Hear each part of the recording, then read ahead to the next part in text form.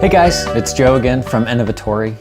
Glad to have you back. If you missed the first of the 10 in this web series I'm doing on how to take better photos with a camera that you already have, go back and watch that. Go to extremes, take some risks.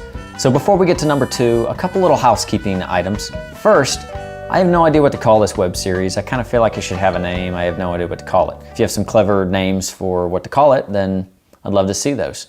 Second item is, if you have some ideas about some future content you'd like to see, maybe you've had some questions about something specific about your camera, or maybe you're wanting to start up your own business, or maybe you're interested in how to shoot video. I have lots of topics. I have some planned over the next year, but I'd love to hear your ideas and some things you would love to hear about and learn about. So send me those. So without further ado, number 2, forget the zoom.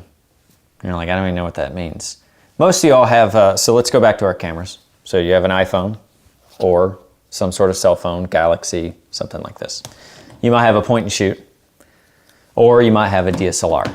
Let's start with the cell phone. So most of the cell phones have a function to where you can pinch and zoom when you're taking photos.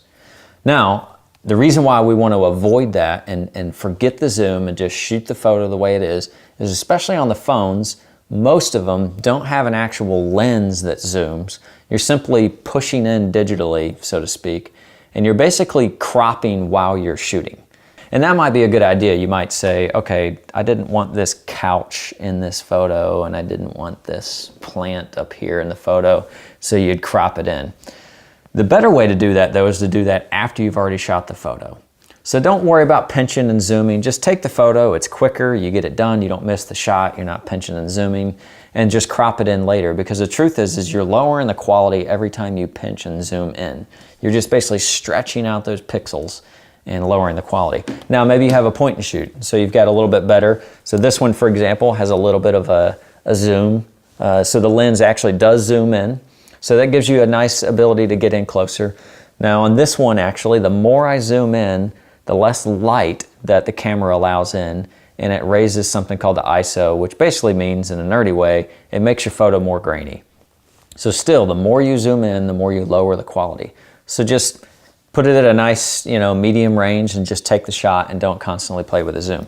So even if you have a DSLR, a great way to get a high quality lens that's cheap, that's going to be great image quality, is what's called a fixed focal length lens. So you can see on this one, it's a 50 millimeter. Once you have it on there, you're not paying attention to zooming. You're just focusing on framing, paying attention to your subject, trying to anticipate, all those things. Maybe you're playing with exposure. So once you take the zoom out of the equation, it's actually very liberating. You just focus on, taking the photo. And really, God has given us a great zoom feature built in, and they're called legs. So really, if you want to get closer, just move closer.